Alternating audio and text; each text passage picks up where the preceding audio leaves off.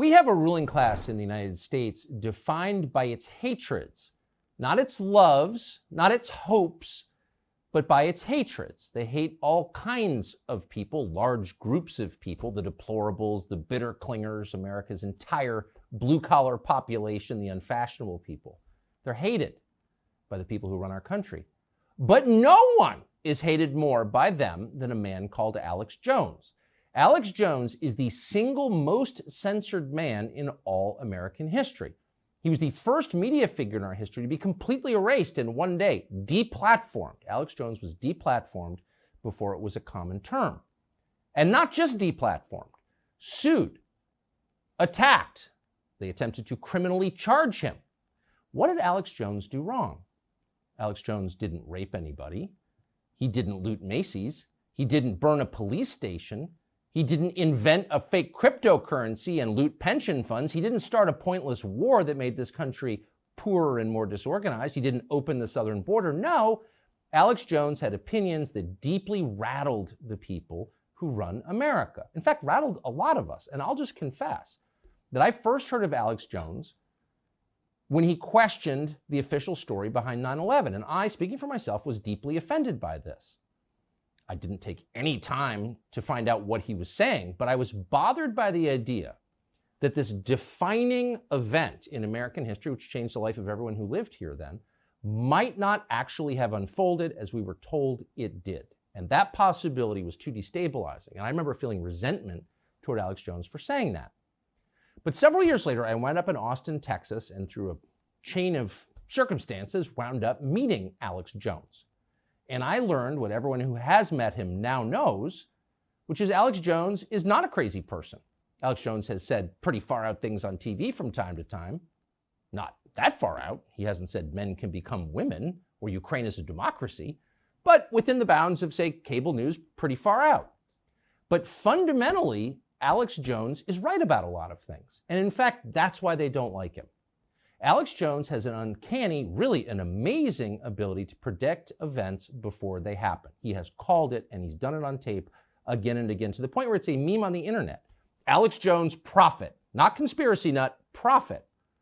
But when you dig into Alex Jones's predictions, they are so spot on that it's remarkable. How does he do this? We're guessing there's a kind of spiritual sensitivity to Alex Jones. Maybe that's his secret. He was displaying this years before the average person in this country even thought about matters like that. Now it's pretty obvious to most people that the current war going on in this country is taking place in ways you can't see it most of the time. But 10 years ago, people were not thinking that way. Alex Jones was. And so we thought it'd be interesting to sit down and talk to Alex Jones, the man. He joins us now in our studio. Alex Jones, thank you. Wow, Tucker, it's great to be here. Amazing studios, amazing, I mean it, amazing people. And this is really going to be, I think, a historic interview. So thanks for having me. Well, I'm really grateful to be able to do it. And it's one of the great blessings of my life and of my job is that I've been able to meet people that I've had preconceptions about and sometimes find those preconceptions bolstered and in other cases demolished. And you're definitely in the second category. So I want, for people who've made it this far, you know, the people who are in the country have really succeeded in making you disreputable. And the whole point, of course, is people won't listen to you. So we thought it'd be interesting to start with a series of on-tape predictions that you made, some of which are so precise and so prescient that it makes the hair on my arms stand up. And I'm being sincere, and our viewers are about to see what I'm talking about. Here is a list of things that you called ahead of time. By the middle of September, that the new policy's being written, you will all have to wear masks again, and so will airport employees. It's happening. Mask mandates are officially back. We know the Joint Chiefs of Staff wanted to blow up airliners, Baltimore Sun, or if you let some terrorist group do it, like the World Trade Center, we know who to blame. And if there was an outside threat like a bin Laden, who was a known CIA asset in the 80s. This group and its leader, a person named Osama bin Laden. He's the boogeyman they need.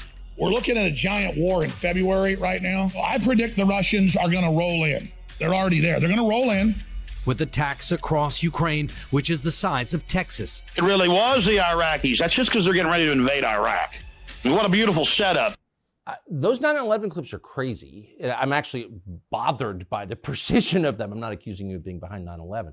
But how could you, in July of 2001, call that. You said they're going to have airliners fly into the World Trade Center and they're going to blame a guy called Osama bin Laden. No, leaving aside what actually happened, how could you have known that? Well, in the longer clips, because it's a multi-hour show from July 25th, 2001, I specifically walked through all the reasons, and I knew that they were hyping up that we were about to be hit by Osama bin Laden. I knew that the World Trade Center had been attacked the first time and that the Feds had been involved helping cook the bomb and allowing it to go forward. And I just saw a lot of the pre-programming that was happening in the media, because they were on the news saying, life's about to change in America. And I was reading what the RAND Corporation was saying and what the Pentagon was putting out.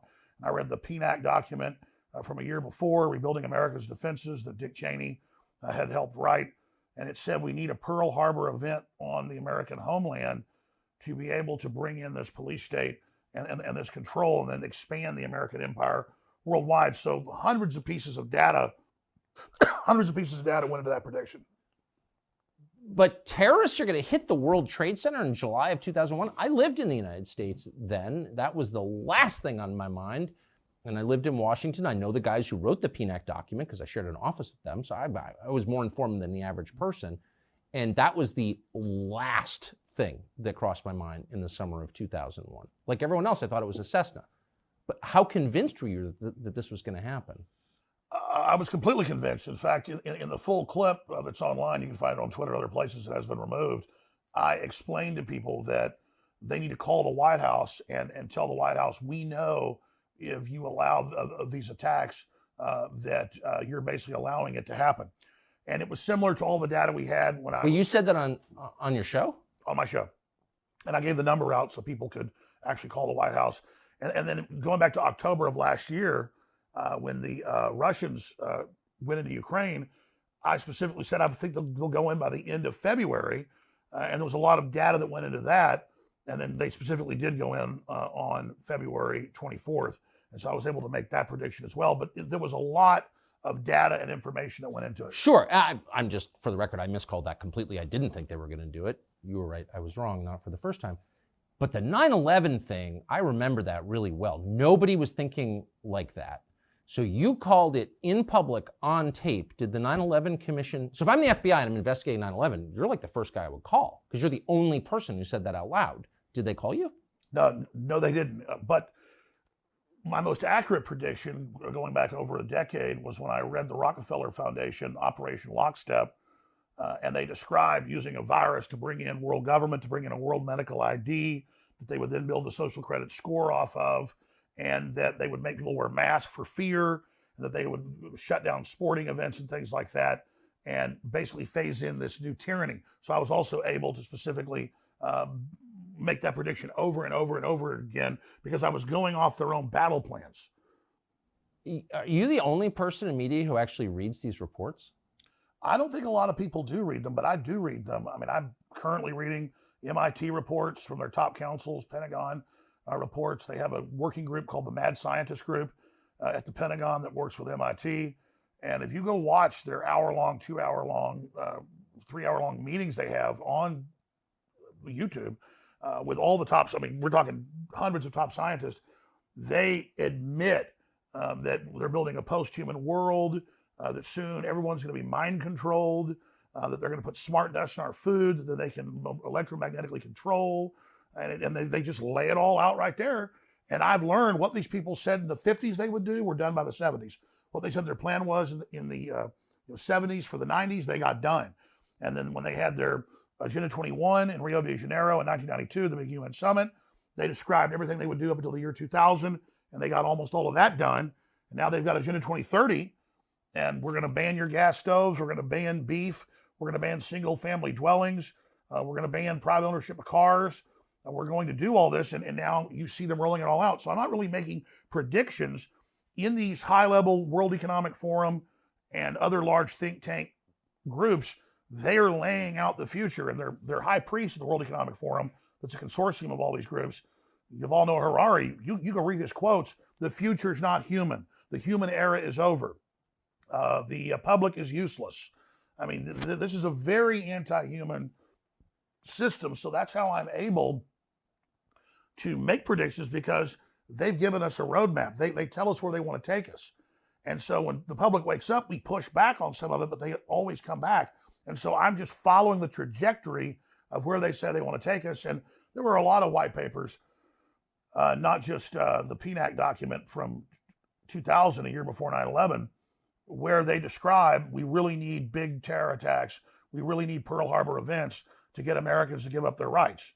I mean, take what just happened in Israel. Totally tragic. My heart goes out to all that have been killed or lost loved ones or been injured. But there's no way that one of the best intelligence agencies in the world didn't know that was coming. The massive buildup, the 5,000 missiles, the paragliding attacks, all of that. And so there was clearly a stand down there. And now the West will take more of the people's rights. Israel will be able to crack down and take more of their people's rights, which is a big debate over there. Hamas is being funded by Hezbollah, which is Iran. We just had Biden a month ago give $6 billion to Iran. And now the mullahs are bragging that they were behind the attack, Hezbollah funding Hamas. So really, those aren't even predictions. It's clear that Hezbollah and Hamas have tens of thousands of men and women as sleeper cells that are, quote, other than Mexican, that the Border Patrol list every month, tens of thousands coming across the Texas and Arizona and California sectors. And it's an easy equation to predict that there's a wide probability that Hezbollah and Hamas at some point are going to attack sports stadiums. They're going to attack colleges. They're going to attack synagogues. They're going to shoot up mass gatherings if they're given the order by Iran, if we go to war with Iran. And then when this happens, our government won't get in trouble for dissolving the border and letting these people come in. Just like on 9/11, our government clearly had prior knowledge. There was clearly a major stand down that went on, and the government got more power, more control. And now they're not pointing the Homeland Security apparatus at the Russians like they did in the Cold War or the Islamists after 9/11. Now they admit that their main focus is Christian conservatives and the bitter clingers and the people that live in rural America that quote, white people, I mean, it says that in the report, are the main terror threat. And so this whole apparatus of the war on terror it has now been turned inwardly against the people, not just here, but also in Europe, where if someone criticizes transgenderism in the UK, they come to their house and arrest them. If a journalist does that, they come to their house and arrest them.